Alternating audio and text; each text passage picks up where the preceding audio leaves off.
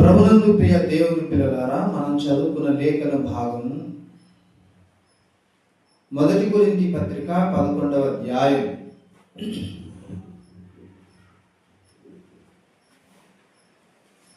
23వ వచనాన్ని మనందరం కూడా మన మూలవాక్యంగా చదువుకున్నాం. నేను మీకు అప్పగించిన దానిని ప్రభువు వలన పొందితిని.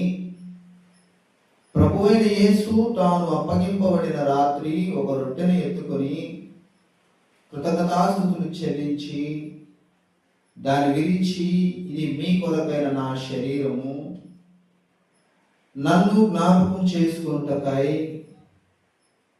దీనిని చేయుడని చెప్పాను.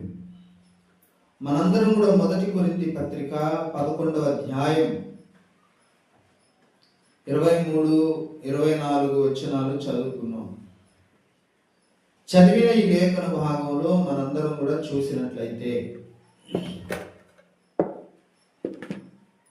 1 కొరింథీ 11వ అధ్యాయం 23, 24 వచనాలు. ఇది అపొస్తలుడైనటువంటి పౌలు భక్తుడు కొరింథీ సంఘానికి వ్రాస్తున్నటువంటి సందేశం. అంటే ఒక పత్రికను వ్రాసి అపొస్తలుడైనటువంటి పౌలు వ్రాసి పంపిస్తున్నాడు అంటే ఇది భూమి మీద ఉన్న ప్రతి విశ్వాసికి, ప్రతి సంఘానికి అవసరమైనటువంటి మాటలు అన్నమాట. మాటలు ఈ పత్రికలు ప్రతి వారికి అవసరమైనటువంటి మాటలు అన్నమాట. అందుకనే పౌలు చెప్తూ ఉంటాడన్నమాట, ఈ పత్రికను మీరు చదివించుకున్న తర్వాత మరో సంఘానికి పంపించండి అన్నాడు కదా. ఈ పత్రికను మీరు చదువుకున్న తర్వాత మీరేం చేస్తారు అంటే మరొక సంఘానికి పంపించండి. కొలస్సీలకు రాసిన పత్రిక 4వ అధ్యాయం, కొలస్సీ పత్రిక 4వ అధ్యాయం 4వ అధ్యాయం కొలస్సీ 4:15 లవొదికయలో ఉన్న సహోదరులకును నుంఫాకును వారి ఇంట ఉన్న సంఘమునకును వందనములు చెప్పుడి. 16వ వచనం, ఈ పత్రిక మీరు చదివించుకున్న తరువాత లవొదికయ వారి సంఘములలోనూ చదివించుకొనుడి. లవొదికయకు రాసి పంపిన పత్రికను మీరును చదివించుకొనుడి అన్నాడు. ఒక పత్రికను రాశాడు పౌలు, ఇది పలానా సంఘానికి అని రాశాడు. వ్రాసి పంపించిన తరువాత ఇది మీరు చదువుకోండి అన్నాడు. మీరు చదువుకున్న తర్వాత మరో సంఘానికి పంపించండి.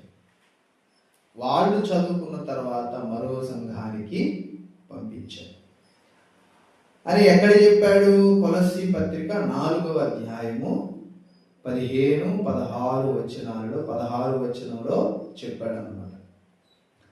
అంటే ఒక సంఘానికి అని పేరు మెన్షన్ చేశాడు, కానీ స్పెషల్గా ఈ సంఘానికి అని రాశాడు. కానీ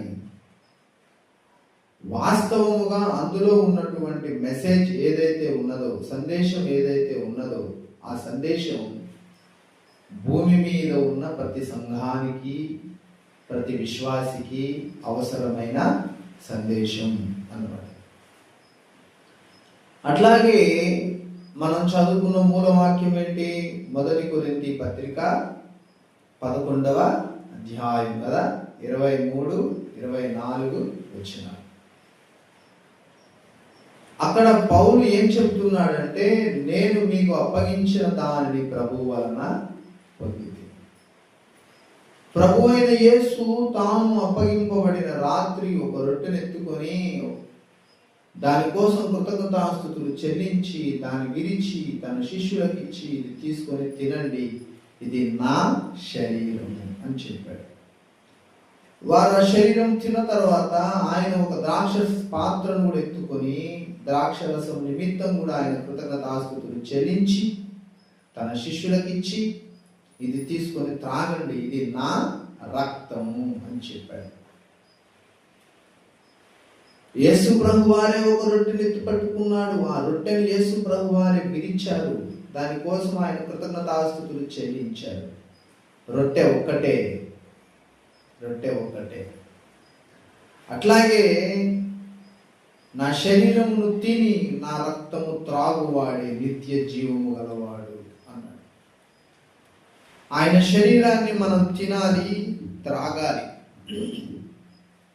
అయితే ఎప్పుడు తినాలి, ఎప్పుడు తాగాలి అంటే ఎడతెగకుండా ఆయన శరీరములో, ఆయన రక్తములో మనం పాలు పొందాలి కదా.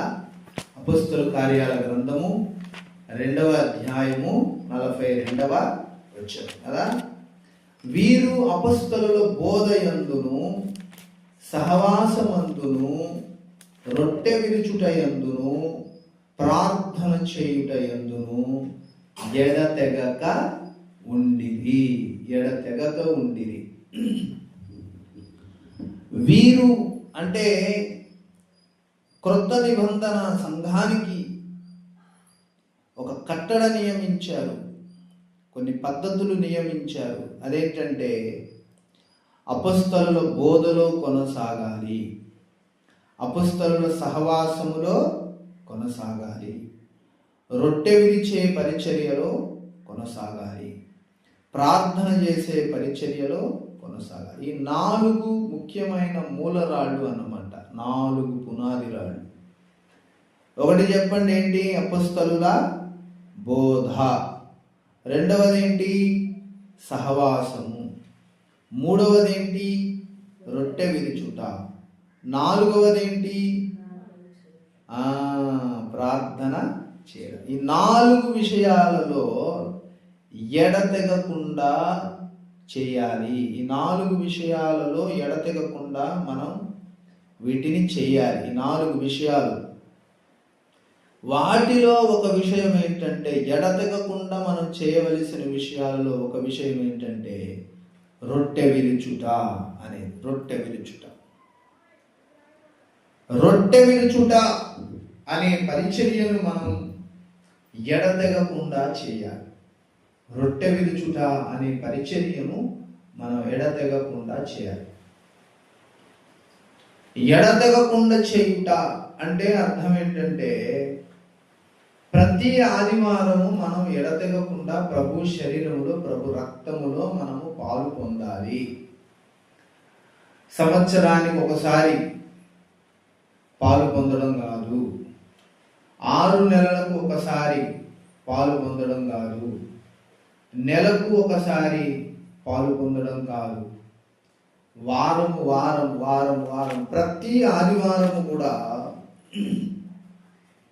మనము ఎడతెగకుండా ప్రభు యొక్క శరీరములో, ప్రభు యొక్క రక్తములో మనం పాలు పొందాలి. అపొస్తలుల కార్యాల గ్రంథం కదా 20వ అధ్యాయములో నుంచి మనందరం కూడా చూసినట్లయితే 7వ వచనం 27, ఆదివారమున మేము రొట్టె విరుచుటకు కూడినప్పుడు అన్నాడు కదా.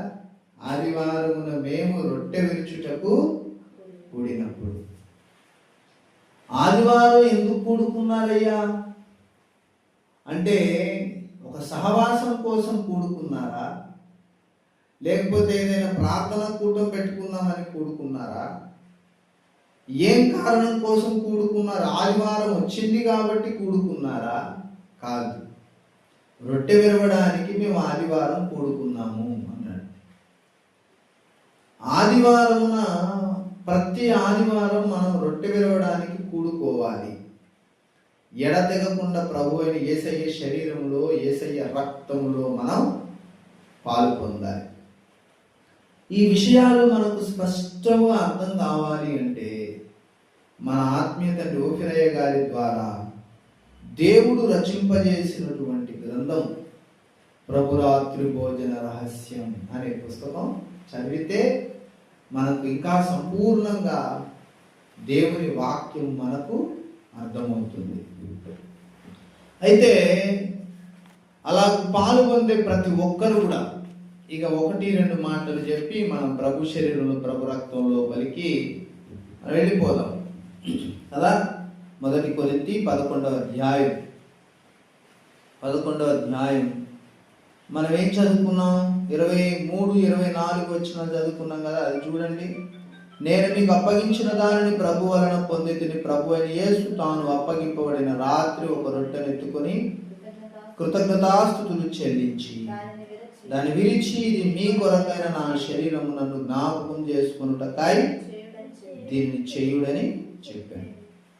24-25 ఆ ప్రకారమే భోజనమైన పిమ్మట ఆయన పాత్రను ఎత్తుకొని, ఈ పాత్ర నా రక్తము వలనైన క్రొత్త నిబంధన, మీరు దీనిలోనిది త్రాగునప్పుడల్లా నన్ను జ్ఞాపకం చేసుకొనుటకై దీనిని చేయుడని చెప్పాను. మీరు ఈ రొట్టెను తిని ఈ పాత్రలోని త్రాగునప్పుడల్లా ప్రభు వచ్చు వరకు ఆయన మరణమును ప్రచురించుదురు.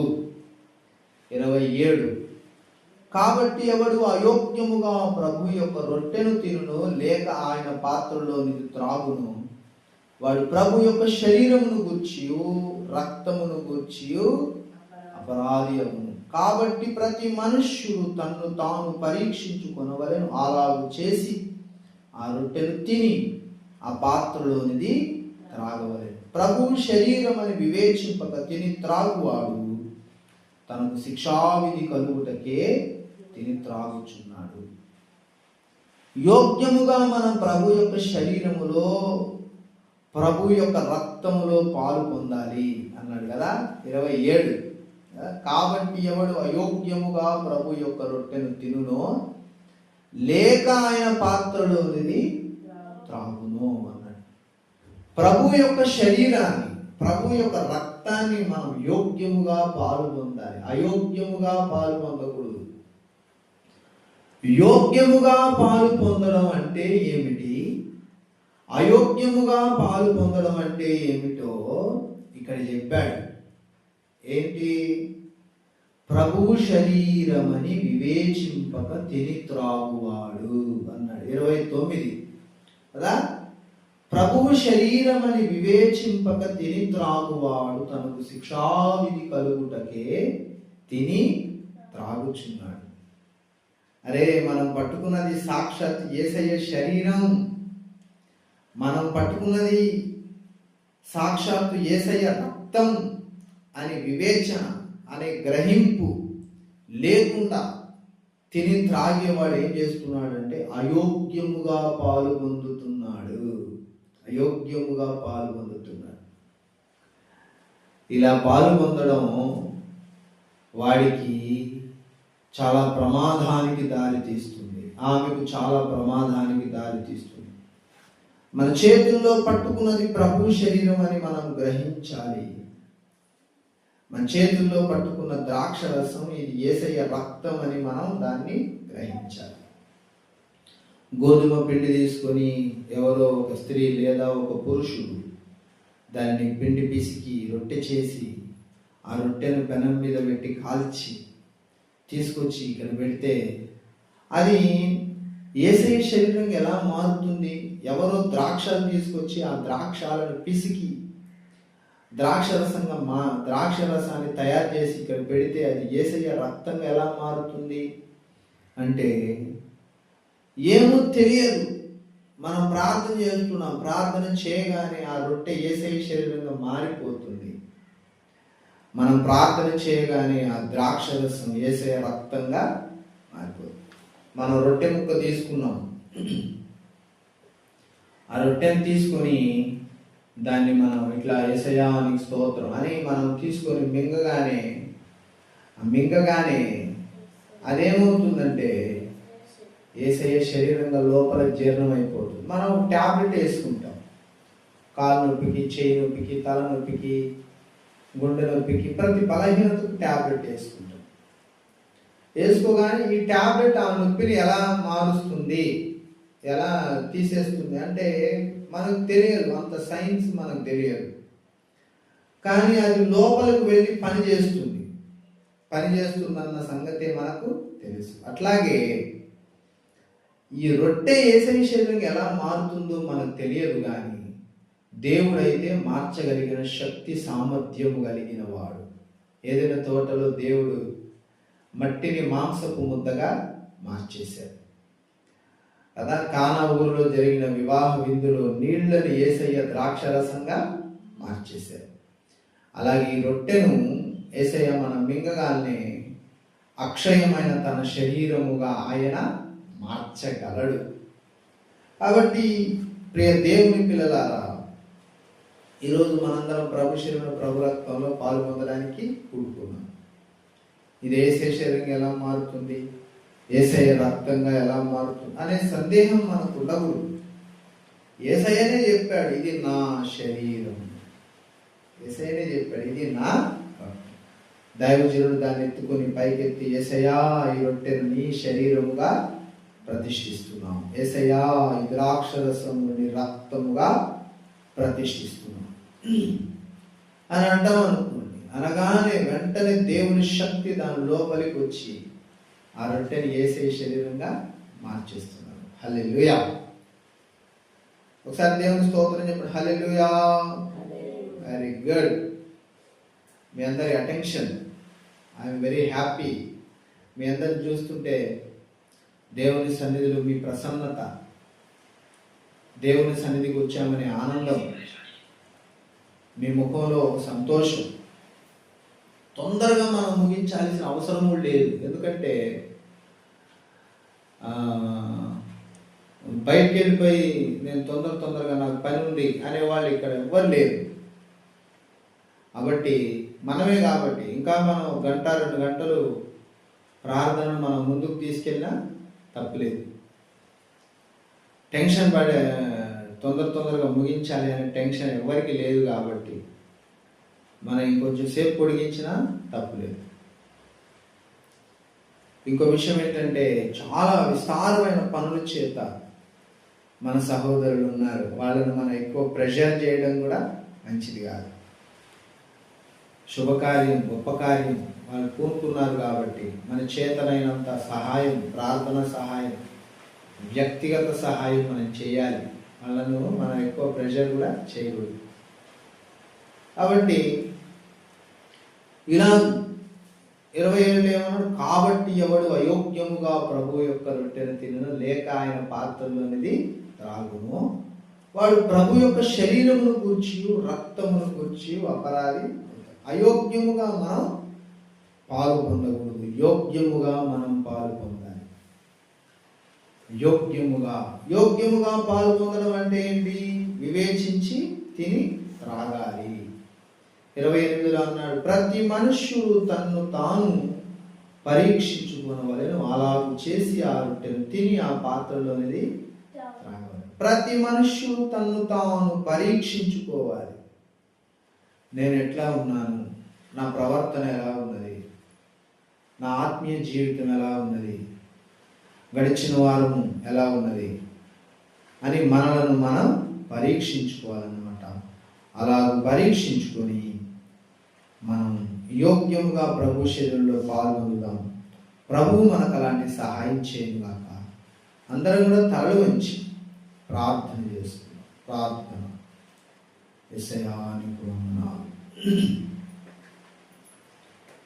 యేసయ్యా నీకు స్తోత్రం తండ్రి, నీ వాక్యమును బట్టి నీకు వందనాలు తండ్రి.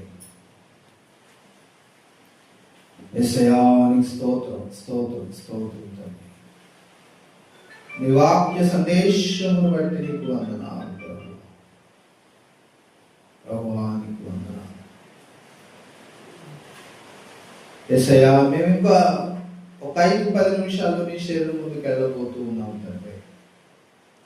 5-10 నిమిషాలు నీ శరీరం ముందుకు, నీ రక్తం ముందుకు వెళ్ళబోతూ ఉంటుండగా నీ వాక్య సందేశం ద్వారా మాతో మాట్లాడినందుకు నీకు వందనాలు. ఎడతెగకుండా పాలు పొందమని మొట్టమొదటిగా తెలియజేశారు. రెండవదిగా నీ శరీరం రక్తం ఎలా మారుతుందో తెలియజేశారు. మూడవదిగా యోగ్యముగా పాలు పొందమని తెలియజేశారు. నాలుగవదిగా ప్రతి మనుష్యుడు తను తాను పరీక్షించుకోవాలి, అలాగూ చేసి ఆ రొట్టెను తిని ఆ పాత్రలోనిది త్రాగమన్నారు తండ్రి. యేసయ్యా